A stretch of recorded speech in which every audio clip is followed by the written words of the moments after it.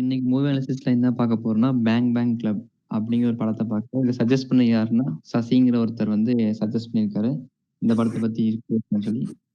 இந்த படத்துல இருக்கிற film making and screen writing அத பத்தி நம்ம பார்க்க போறோம். இது வந்து ஒரிஜினலா பயோகிராபிக்கல் டிராமா இது. இத எப்படி எடுத்திருக்காங்க, எந்த மாரி கொண்டு போயிருக்குன்னு சொல்லி அத பத்தி நம்ம பேசலாம். வீடியோ ஃபுல்லா பாருங்க. நெறைய பேர் பார்க்கறதில்ல. லைக் பண்ணுங்க, ஷேர் பண்ணுங்க, சப்ஸ்கிரைப் பண்ணுங்க. நாங்க ஷார்ட் ஃபிலிம் கண்டெஸ்ட் நடத்திட்டு இருக்கோம். இதுல பார்ட்டிசிபேட் பண்ணணும்னு நெனச்சா கீழ டிஸ்கிரிப்ஷன்ல லிங்க் இருக்கு. செக் பண்ணி பாருங்க. உங்களுக்கு டவுட்ஸ் அண்ட் கொரீஸ் இருந்தா Instagram அண்ட் WhatsAppல வந்து நீங்க டிஎம் பண்ணுங்க. Join our team, grow your team. இது பேங் பேங் கிளப் இந்த படத்தை பத்தி பார்த்தோம்னா இது போட்டோகிராஃபி ஜேர்னலிசம் பத்தின ஒரு கதை. பேங் பேங் கிளப்ங்கிறது ஒரு பேப்பர் எடிஷன்ல ஒரு குரூப் ஆஃப் மென்ஸ்லாம் சேர்ந்து ஒரு கிளப் ஆரம்பிக்கிறாங்க. அவங்க எல்லாருமே ஜேர்னலிசம் போட்டோகிராஃபர்ஸ். அவங்க வந்து ஃபுல்லாவே இந்த ஆப்பிரிக்கன்ஸ்குள்ள நடக்கக்கூடிய அந்த சண்டை, ஆப்பிரிக்கன்ஸுக்கும் அமெரிக்கன்ஸுக்கும் நடக்கக்கூடிய பிரச்சனைகள், இதை பற்றிய ஜேர்னலிசம் போட்டோகிராஃபிஸா வழியில அவங்க பண்ணிட்டு இருக்காங்க. மெயினா ஆப்பிரிக்கா, அவங்களுடைய அங்க இருக்கக்கூடிய அந்த வறட்சி, உணவு தட்டுப்பாடு, இதெல்லாம் பத்தி டாக்குமெண்ட் பண்ணி அவங்க இது பண்ணிட்டு இருக்காங்க. சோ அந்த டைம்ல அவங்களுக்குள்ள நடக்கக்கூடிய அவங்களுடைய ஹைஸ் அண்ட் லோஸ், அவங்களுக்கு வாழ்க்கையில என்ன மாதிரியான உயரத்தை தொடுறாங்க, அந்த அவங்களுக்குள்ள நடக்கக்கூடிய உளவியல் மாற்றம், அவங்களுக்குள்ள நடக்கக்கூடிய சின்ன சின்ன பிரச்சனைகள்னு சொல்லி என்ன மாதிரி ஆகுறாங்க, அந்த கிளப்ல இருக்க மெம்பர்ஸ் என்னவா ஆகுறாங்க, அந்த பிரச்சனைகள் மூலியமா இவங்களுக்கு என்ன நடக்குது அப்படிங்கறதுதான் இந்த படத்துடைய கதை. இது வந்து ஒரு ட்ரூ இன்சிடென்ட்ஸ் பயோகிராஃபி வச்சு ஒரு கற்பனையா சில விஷயங்கள்லாம் சேர்த்துதான் பண்ணியிருக்காங்க இந்த கதையை. இது வந்து ரொம்ப என்ன சொல்றது, நம்மள வந்து எனக்கு கரெக்டான அந்த ஒரு வார்த்தை கிடைக்கல. நம்ம இதுல நிறைய தெரிஞ்சுக்காத உண்மைகளை பத்தி எல்லாம் நம்ம பேசியிருக்காங்க. நமக்கு வந்து ஆப்பிரிக்கானா அவங்களுக்கு வந்து வெளியில இருந்து பாக்குறப்போ அமெரிக்கன்ஸுக்கும் ஆப்பிரிக்கன்ஸுக்கும் பிரச்சனை இருக்கு, அந்த அந்த நிறத்தின் மூலியமா பிரச்சனை உள்ள ஒண்ணு கிரியேட் ஆகுது அப்படிங்கிற பத்தி சொல்லியிருப்போம். பட் ஆனா ஆப்பிரிக்கன்ஸ்குள்ளேயே ரெண்டு பிரிவுகள் இருக்கு. ஒண்ணு வந்து மண்டேலா அவர்களுடைய சார்ந்து அவங்களுடைய வழிகளை பின்பற்ற ஒரு பிரிவு, இன்னொருத்தர் வந்து பாத்தீங்கன்னா அவங்களுக்கு எதிரான பிரிவு அப்படின்னு சொல்லி அதுக்குள்ள இருக்கக்கூடிய அந்த டீப்பான அரசியல் பத்தி எல்லாம் ரொம்ப டெப்தாலாம் பேசியிருக்க மாட்டாங்க. பட் அதெல்லாம் டச் பண்ணிட்டு போயிருந்திருப்பாங்க இந்த கதையில. சோ அதெல்லாம் ரொம்ப நல்லா இருந்தது. அந்த ஒரு ஜேர்னலிசம் போட்டோகிராஃபர்ஸோட மனநிலை என்ன மாதிரியான ஒரு மனநிலை அப்படிங்கிற மாதிரி இந்த படத்துல சொல்லியிருப்பாங்க. இந்த படத்துல 2-3 காட்சிகள் இந்த அந்த மாதிரிதான் இருக்கும். ஒரு காட்சியில வந்து பாத்தீங்கன்னா ஒரு ஆப்பிரிக்கனை வந்து பாத்தீங்கன்னா ஒரு குரூப்பா இருக்கக்கூடிய இன்னொரு ஒரு 2 பிரிவு இருக்கு. அதுல ஒரு பிரிவை சேர்ந்த ஒருத்தரை வந்து தனியா மாட்டிப்பாரு. அந்த இன்னொரு பிரிவுல ஒரு 5-6 பேர் இருப்பாங்க. அவங்க எல்லாம் சேர்ந்து அந்த ஒருத்தரை கொல்லுவாரு. இதை வந்து நம்ம ஜேர்னலிசம் போட்டோகிராஃபர் போட்டோ தான் முடிப்பாரு, வேற எதுவும் பண்ண மாட்டாரு. ஏன்னா எதுவும் பண்ண முடியாது, எது எடுத்து கேட்டா அவங்க எல்லாரும் சேர்ந்து இவரை கொன்றுவாங்க. சோ அதனால இவர் வெறும் போட்டோ மட்டும் தான் பண்ணிட்டு இருப்பாரு. ஒரு இடத்துல என்ன பண்ணுவாருன்னா அவரை நெருப்புல எரிச்சிட்டு உயிரோட கொளுத்திடுவாங்க.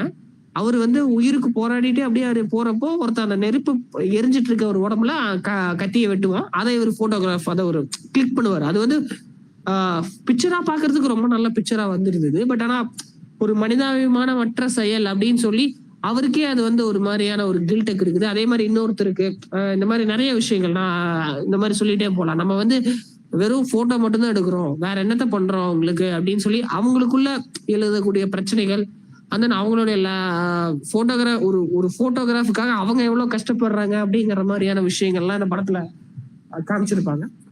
ஸோ ஒரு ஓவராலா வந்து ஒரு ஒர்க் வாட்சிங்கா இருக்கக்கூடிய ஒரு படம் தான் இது. ரொம்ப ஆர்டிஸ்டிக்கா அந்த மாதிரிலாம் எல்லாம் இருக்காது, ரொம்பவே ஃபாஸ்டா. ஏன்னா நான் சொல்ல வேண்டிய விஷயங்கள் நிறைய இருக்குங்கிறதுனால ஸ்டார்டிங் அடிக்கடிக்கா ஃபாஸ்டான ஒரு டெம்ப்ளேட்ல தான் இந்த கதை ஸ்டார்ட் ஆகும்.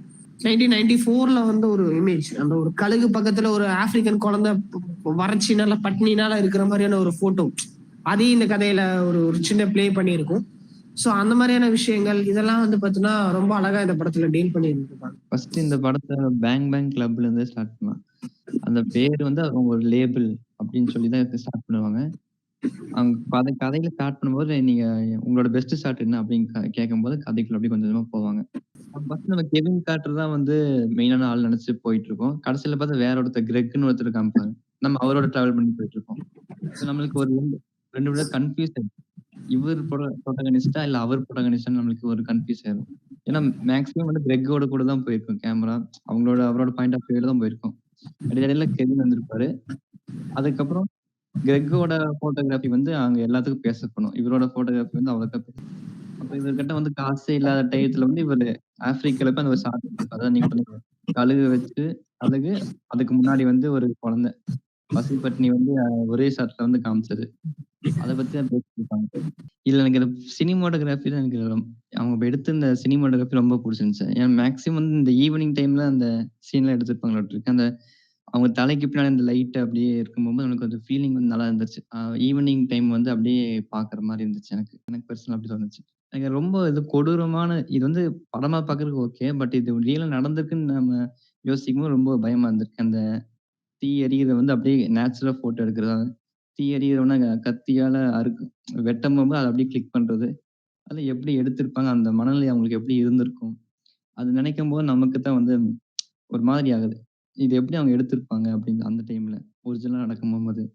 இந்த மாரி எல்லாம் வந்து எனக்கு தோணுச்சு. சுத்தி நின்னு வேடிக்கை தான் பார்த்துட்டு இருப்பாங்க பல பேரு. ஆனா இவர் வந்து போட்டோ எடுத்ததை வந்து பிரச்சனை பண்ணிட்டு இது வந்து ஹியூமன் ரைட்ஸுக்கு அகெயின்ஸ்டா இருக்கக்கூடிய விஷயம் அப்படின்லாம் சொல்லி இது பண்ணுவாங்க. அது உண்மைதான். அது வந்து ஹியூமன் ரைட்ஸ்க்கு ஒருத்த வந்து செத்துட்டு இருக்கிறப்போ போட்டோ எடுக்கிறது ஒன்றும் சரியான விஷயம்னு சொல்ல வரல. பட் சுத்தி நின்னதுக்கு இவர் அது இவருடைய வேலை அதுதான். அது இந்த பக்கம் தான் தப்பு இருக்கு, அந்த பக்கம் தான் தப்பு இருக்குன்ற மாதிரிலாம் நம்மளால இதுல எதிரையும் ஜஸ்டிஃபை எல்லாம் பண்ணிட்டு இருக்க முடியாது. இவரோட வேலை இதுதான் இவர் பண்ணி ஆகணும் அப்படிங்கிற மாதிரியான ஒரு இது இருக்கு. ஸோ அந்த அந்த போட்டோகிராஃபி வந்ததுதான். அந்த கழுக வச்சு அந்த டைம்ல வந்து பாத்தீங்கன்னா அது அவ்வளவு கிரிட்டிசிசம் அந்த போட்டோகிராஃபர் மேல. நீங்க எப்படி இப்படி ஒரு இது எடுக்கலாம், எடுத்துட்டு அந்த குழந்தைய காப்பாத்த கூட முடியாம நீங்க எப்படி பண்ணலாம் அப்படின்னுங்கிற மாதிரிலாம் நிறைய கிரிட்டிசிசம் வந்துச்சு. பட் என்ன கேட்டீங்கன்னா அவர் பண்ணது தப்பு தான், நான் இல்லைன்னு சொல்ல. பட் அந்த போட்டோ எடுத்ததுனாலதான் இப்படி ஒரு பஞ்சமும் பட்னியும் இருக்குன்னு அந்த உலக மக்களுக்கே தெரிஞ்சது. அதுக்கப்புறம் அந்த பஞ்சத்தையும் பட்னியும் போக்குறதுக்கு ஒரு சில பேர்லாம் அங்க வந்து அவங்களுக்கு இது பண்ணாங்க அப்படின்லாம் சொல்லுவாங்க. பட் அந்த குழந்தைய கொஞ்ச நேரத்தை அந்த கழுகு குத்தி தின்றுச்சு அப்படின்னு தான் சொன்னாங்க அந்த கதையில. இவர் கேட்டப்போ எனக்கு தெரியலன்னு சொல்லிடுவாரு. பட் உண்மையே என்ன நடந்ததுன்னா அந்த கழுகு அந்த குழந்தைய கொண்டு தின்னுரும். சோ அது வந்து என்ன சொல்றது, தப்பு தான். பட் ஆனா அந்த போட்டோகிராஃபி தான் அதுக்கு அங்க இருக்கிற பஞ்சத்தையும் பட்னியும் போக்குறதுக்கு ஒரு வழியாவும் இருந்திருக்குங்கிறத வந்து இந்த கதையில அது சொல்லல. பட் என்னோட பெர்ஸ்பெக்டிவ் அது அந்த மாதிரி. அவர்ல சொல்லியிருப்பாரு, என்னோட ஜாப் வந்து போட்டோ எடுக்கிறது தான். அதுதான் நான் பண்ண முடியும். அத போய் காப்பாத்த முடியாது. அந்த மாரி இதுல அவர் சொல்லியிருப்பாரு. அது கரெக்ட்டான இது தானே. அவரோட வேலை என்ன? இந்த இருக்கிற போட்டோ எடுத்து நம்ம மக்களுக்கு காமிக்கணும். அவங்களுக்கு புரியணும். அதுக்காக தான் அவர் எடுப்பாரு போட்டோவ. அதோட வேலை அவர் கரெக்ட்டா பண்ணியிருப்பாரு. அதான் அவர் சொல்லுவாரு, நான் வந்து என்னோட போட்டோகிராஃபி இஸ் மோர் தென் அந்த குழந்தைய காப்பாத்துறத விட நான் அந்த அவங்களுக்கு பெரிய நல்லதுதான் நான் செஞ்சிருக்கேன் அப்படின்னு தான் அவர் சொல்லுவாரு. உண்மைதான் அது. பட் ஆனா அது ஒரு ஒரு விதத்துல இதை எப்படி நம்ம புரிஞ்சுக்கிறதுங்கிறது ஒரு இதாதான் இருக்கு. எனக்கு இந்த படத்துல வர சில விஷயங்கள்லாம் பாக்குறப்போ அப்படித்தான் தோணுச்சு. அந்த செத்த குழந்தைய வந்து அது ஒரு குழந்தை செத்து போகும். அந்த குழந்தைய வந்து இவருடைய கேர்ள் ஃப்ரெண்டை வச்சு கிரேங்கிறவரு அந்த கேர்ள் ஃப்ரெண்டை லைட்டிங் பிடிக்க வச்சு ஒரு போட்டோ எடுத்துட்டு இருப்பாரு. இவருக்கு வந்து அது வந்து கஷ்டமாவே இருக்காது. ஏன்னா இவர் தொடர்ந்து இதையே தான் பார்த்துட்டு இருப்பாரு. ஒரு போலீஸ்காரன் எப்படி அந்த மர்டரையும் அந்த போஸ்ட்மார்ட்டம் நடக்கிறதையும் பார்த்து மனசு வந்து இருகின மாதிரி ஆயிடும். அதே மாதிரி இவருக்கு வந்து தினமும் வெட்டுறது, குத்துறது, சாவறது இதையே பார்த்து இவருக்கு அது பெருசா இருக்காது. பட் அவங்க வந்து என்னால இதை பண்ண முடியாது, என்னால இதை பண்ண முடியாது. அந்த எடிட்டர், அவங்க கேர்ள் ஃப்ரெண்ட் வந்து எடிட்டர் தான். அவங்களால இதை டைஜஸ்டே பண்ணிக்க முடியாது. என்னால இதை பண்ண முடியாது, என்னை விட்டுருன்னு சொல்லிட்டு அவங்க ஓடிடுவாங்க.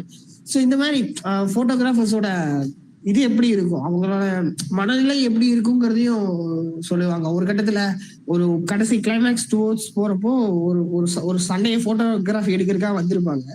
அப்பதான் சண்டை முடிஞ்சிருக்கும். இவர் வந்து தாகமா இருக்கு, நான் போய் கோகம் வாங்கிட்டு வரேன் அப்படின்னு சொல்லிட்டு மறைஞ்சிருப்பாங்க. அந்த பக்கம் எதிரிஸ் இருப்பாங்க, இவங்க வந்து இந்த பக்கம் போலீஸ் இருப்பாங்க. நடுவுல சில பேர் கன்ஸை வச்சுட்டு படுத்துட்டு இருப்பாங்க. இவங்க எல்லாத்தையும் தாண்டிட்டு அவர் போய் கோக் வாங்கிட்டு வருவார். ஸோ என்ன நடந்துட்டு இருக்கு, நீ என்ன பண்ணிட்டு இருக்க அப்படிங்கிற மாதிரிதான் நமக்கு இருக்கு. ஸோ அதெல்லாம் நான் பாக்குறதா இதுல என்ன புதுசா இருக்கு அப்படிங்கிற நமக்கு தான் அது புதுசா இருக்கும். அவங்க தினம் அதான் பார்த்துட்டு இருக்காங்க, தினம் அதான் போட்டோ எடுத்துட்டு இருக்காங்க. ஒருத்தர் வந்து ஒரு போட்டோகிராஃபி, ஒரு போட்டோ எடுக்கிற ஷாட், இந்த மாதிரி நிறைய ஷார்ட்ஸ் எல்லாம் இது இவங்க மனசு இப்படிதான் போல, இவங்க இப்படிதான் போல இவங்க அப்படிங்கிற மாதிரிதான் இருந்தது. அதான் நீங்க சொன்ன மாதிரி அவங்க 2 பேர்த்த மட்டுமே தான் இந்த கதை வச்சுக்கிட்டு டிராவல் ஆகும். அந்த கழுகையும் குழந்தையும் ஒரே இதுல ஃப்ரேம்ல போட்டோ எடுத்து அவர்தான் கதையை ஆரம்பிப்பாரு. அவர்கிட்ட இருந்தா கதை ஆரம்பிக்கும். பட் ஆனா காட்டுறது இவரை தான் காட்டுவாங்க. இந்த கிரேங்கிற பர்சனை தான் காட்டுவாங்க. அவர் என்ன பண்றாரு அப்படிங்கிற மாதிரி அதை ஆரம்பிச்சு அந்த கதை பிரிவில் இருக்கக்கூடிய ஆப்பிரிக்கன்ஸ் அவங்க கிட்ட போய் அவங்கள பேட்டி எடுத்து அவங்கள போட்டோ எடுத்துட்டு வர்றதாகட்டும். ஸோ இந்த மாதிரி வேலையெல்லாம் அவர் பண்ணுவாரு. ஸோ இவ்வளவு பிரச்சனைகள் இருக்கு ஒரு ஜேர்னலிசம். பட் என்னன்னா இப்போ இது வந்து இந்தியாலயும் ஓரளவுக்கு தமிழ்நாட்டிலயும் இருந்தது. தமிழ்நாட்டுல வந்து பாத்தீங்கன்னா 90s எல்லாம் வந்து பாத்தீங்கன்னா ஒரு கிரைம் இன்வெஸ்டிகேஷன், கிரைம் ஜேர்னலிசம்னே இருக்கும். அது கவர்மெண்ட் எதிர்த்து, சிஸ்டம்ஸ் எதிர்த்து அவங்கலாம் அப்படி பேசிட்டு இருப்பாங்க. பட் இப்போ அந்த மாதிரி எல்லாம் இல்ல. இப்ப எல்லாமே ஒரு பேஷனா ஜேர்னலிசம் பண்ற மாதிரியான ஆட்கள் இன்னைக்கு இல்ல. இட்ஸ் ஆல் அபவுட் பிசினஸ் அப்படிங்கிற மாதிரி மாறி போச்சு. அங்கேயும் அப்படிதான், அமெரிக்காலயும் அப்படிதான், அதுவும் மாறிடுச்சு. இப்படி ஒரு ட்ரைபல்ஸ் வந்து பாத்தீங்கன்னா தமிழ் பேசுவாங்க. அது என்ன சொல்றது, தமிழ் பேசுவாங்க, அவங்க தமிழ் பேசுவாங்க. ஏன்னா அந்த குமரிக்கண்டம் கேள்விப்பட்டிருக்கீங்கன்னு படிச்சிருப்பீங்கன்னு நினைக்கிறேன். அது வந்து இந்தியால இருந்து ஆஸ்திரேலியா டு ஆப்பிரிக்கால இருக்கக்கூடிய ஒரு தீவு வரைக்கும் கனெக்ட் ஆகக்கூடிய ஒரு பெரிய நிலப்பரப்பு. அது அங்கெல்லாம் இங்கெல்லாம் தமிழர்கள் வாழ்ந்திருக்காங்க அப்படிங்கிற மாதிரி எல்லாம் சொல்லுவாங்க. அது ஒரு கதை இருக்கு. அது ஒரு சின்ன தீவுல, ஆப்பிரிக்கால இருக்கக்கூடிய, சவுத் ஆப்பிரிக்கால இருக்கக்கூடிய ஒரு சின்ன தீவுல ஒரு ஒரு குறிப்பிட்ட மைனாரிட்டியில இருக்கக்கூடிய ஒரு ட்ரைபல் தமிழ் பேசுவாங்க. ஆஸ்திரேலியால இருக்காங்களான்னு கரெக்டா தெரியல எனக்கு, இருக்கலாம் ஒருவேளை. எல்லாமே ஃபாஸ்ட் பேஸ் தான். ஏன்னா டக்கு டக்கு டக்குன்னு கதை போகும். ஏன்னா அவ்வளவு விஷயங்கள் கவர் பண்ண வேண்டியது இருந்தது. பட் எல்லாமே சுத்தி வந்து பாத்தீங்கன்னா இதுதான், ஆப்பிரிக்கன்ஸ் சுத்தி தான் இந்த கதை இருக்கும். இது வந்து ஒரு அமெரிக்கன் பிலிம் தான். பட் அமெரிக்கன் பிலிம் வந்து பாத்தீங்கன்னா ஒரு சவுத் ஆப்பிரிக்கன்ஸ் பெர்ஸ்பெக்டிவ்ஸ்ல அந்த கதை சொல்லியிருப்பாங்க. சட்டையரா ஒயிட் மேன் எல்லாம் வந்து பாத்தீங்கன்னா சட்டையர் பண்ணிருப்பாங்க. இவங்க இந்த போட்டோவை வந்து உனக்கு அவார்டு கொடுத்ததே ஒயிட் மேன்ஸோட பாலிடிக்ஸ் தான், அதுக்கு நீயும் உடம்பட்டு போற அப்படின்னு ஒரு சவுத் ஆப்பிரிக்கன் கத்துவாரு. அவர் இன்னொரு போட்டோகிராஃபர், சவுத் ஆப்பிரிக்கன் போட்டோகிராஃபர் சொல்லுவாரு, அவர் என்ன பண்ண முடியும், இது கவர்மெண்டோட விளையாட்டு, இவருக்கு என்ன சம்பந்தம் இதுல அப்படின்னு சொல்லி லெட் என்ஜாய் இஸ் மூமெண்ட் அப்படின்னு சொல்லி அவர் இது பண்ணுவாரு. சோ அந்த மாதிரி ஒரு அமெரிக்கன் பிலிமா இருந்தாலும் தன்னுடைய குறைகளை சுட்டி காட்டுற ஒரு விஷயம் இருக்குல்ல, அது ரொம்ப நல்லா இருந்தது. அந்த இதுல வரக்கூடிய இன்னொரு பெரிய விஷயம், நீ you are a white man, so அதனால நீ எங்க வேணாலும் இது போய் போட்டோ எடுத்துக்கலாம், என்ன வேணாலும் பண்ணலாம், அந்த சுதந்திரம் எனக்கு இல்ல அப்படின்னு சொல்லி அந்த சவுத் ஆப்பிரிக்கன் போட்டோகிராஃபர் சொல்லுவாரு. சோ அதெல்லாம் கேக்குறப்போ ஓகே, இந்த அளவுக்கு கஷ்டங்கள் இருந்திருக்கு, அவ்வளவு அன்டச்சபிலிட்டி அங்க இருந்திருக்கு அப்படிங்கறதெல்லாம் புரிய வருது. இந்த படத்தை பாத்தீங்கன்னாலே உங்களுக்கு நல்ல ஐடியா கிடைக்கும். இந்த படத்தையும் பார்த்துட்டு அந்த எதுக்கு இந்த படம் பார்க்க சொல்றேன்னா, ஒரு ரியல் லைஃப்ல எப்படி படமா எடுத்திருக்காங்க, அதே மாதிரி ஒரு புக்ல இருந்து அடாப்டேஷன் பண்ணி எப்படி எடுத்திருக்காங்களோ இதை நீங்க கத்துக்கிறதுல ஒரு பெஸ்ட் ஸ்கிரீன் பிளேன்னு சொல்லலாம். அது ஒரு ப்ராப்பரான ஒரு ஸ்கிரீன் பிளே, எங்கேயுமே தோய்வே அடையாது. படம் ஆரம்பிச்சதுல இருந்து ஜெட் ஸ்பீட்ல கதை போய் ஒரு இடத்துல லேண்ட் ஆகும். பேருக்கு ஏத்த மாதிரி தான் பேங் கிளப் தான், பேருக்கு ஏத்த மாதிரி தான் இருக்கும். சஜஸ்ட் பண்ண சசி ப்ரோக்கு ரொம்ப நன்றி. இதே மாதிரி உங்களுக்கு வேற ஏதாவது படம் வந்தாலும் கீழே சஜஸ்ட் பண்ணுங்க. வேற ஏதாவது கமெண்ட் பண்ணணும்னு நினைச்சாலும் கீழே கமெண்ட் பண்ணுங்க. உங்களுக்கு இந்த படம் எப்படி பிடிச்சது, உங்களோட அனலைசிஸும் கீழே போடுங்க. அவ்வளவுதான், நாங்க வந்து இதை அனலைஸ் பண்ணியிருக்கோம். உங்களுக்கு கண்டிப்பா பிடிச்சிருக்கும், இல்லை உங்களுக்கு ஒரு வேற ஐடியா கிடைச்சிருக்குன்னு நினைக்கிறேன், இதை எப்படி பண்ணியிருப்பாங்கன்னு சொல்லி. ஸோ வீடியோ ஃபுல்லா பாருங்க. ஃபுல்லா பார்த்துட்டீங்கன்னு நாங்கள் நம்புறோம். வீடியோ கவுண்ட்டு கம்மியாகுது, வீடியோ பேச ஆளுங்க கவுண்ட் கம்மியாகுது. ஸோ பார்ப்போம் எது வரைக்கும் போகுதுன்னு பார்ப்போம். ஸோ நாங்கள் இதே மாதிரி நாங்கள் movie analysis and scene analysis நாங்கள் பண்ணிட்டு இருக்கோம். உங்களுக்கு பிடிக்கும் லைக் பண்ணுங்க, ஷேர் பண்ணுங்க, சப்ஸ்கிரைப் பண்ணுங்க. நாங்கள் ஷார்ட் ஃபிலிம் கலர்ஸ் நடத்திட்டு இருக்கோம். நீங்கள் அதில் பார்ட்டிசிபேட் பண்ண நினைச்சா கீழே டிஸ்கிரிப்ஷன் லிங்க் இருக்கு, செக் பண்ணி பாருங்க. உங்களுக்கு டவுட்ஸ் அண்ட் கொரிஸ் ஏதாவது இன்ஸ்டாகிராம் அண்ட் வாட்ஸ்அப் வந்து டிஎம் பண்ணுங்க. நாங்கள் இதே மாதிரி அடுத்த இன்ஃபர்மேட்டிவ் வீடியோவில் உங்களை வந்து சந்திக்கிறோம்.